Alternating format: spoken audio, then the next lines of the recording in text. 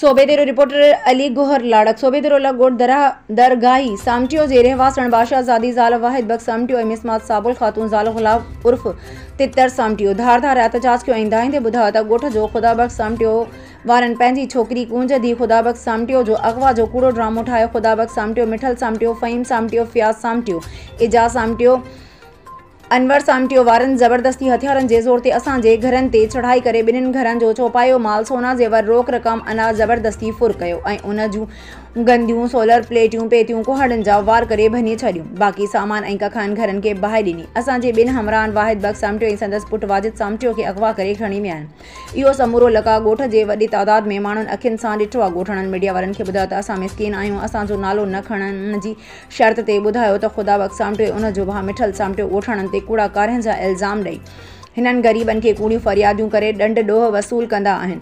केतिरनि ई ग़रीबनि सां अहिड़ा ज़ुल्म थिया आहिनि। पुलिस ज़रियनि खां मालूम थियो आहे त ख़ुदा बख्श सामटियो जी धीउ वाहिद बख्श जे पुट खे पसंदि कंदी आहे। होॾां वई त घरधड़नि छोकिरीअ जे वारसनि खे चयो त पंहिंजे छोकिरे खे वठी वञो।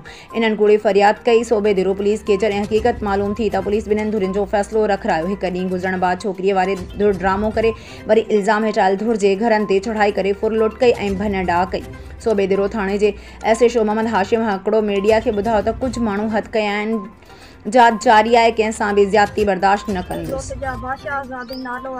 कंहिंजी घरवारी आहे बाबा? वाहिद बख्श जी घरवाली जी। छा मसलो थियो आहे? हमलो कयो ख़ुदनि पुत्रनि समेत। असांजा ट्रपड़ धपड़ कढिया अथई। 1.5 लख घर में हो मेह खपाई उहो खणी वियो आहे। मन खे बाह ॾिनी अथई। माल असांजो ॿकरियूं हुयूं, मेह हुई, 2 बछेरियूं हुयूं, उहो काहे वियो आहे। अनवर पाण हो, अनवर जो पुटु मुनवर रमज़ान शादी न्याणे पुटनि जी कराया हा।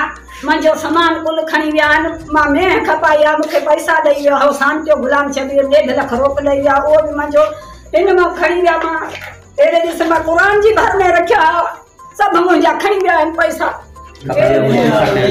रोक हुयो गुलाम शबीर सामने हिते मां मेह ॾिनी हिन में रखिया आहिनि, मां क़ुरान जी भर सां उहे मुंहिंजा खणी विया आहिनि। मां सभिनीनि खे खणी वियो। नाला छा अथनि? खणी वियो मिठल, खुदन, फ़हीम, फ़याज़, अज़हर, नीमन पाण हुयो। हुननि सां सलेमान नालो।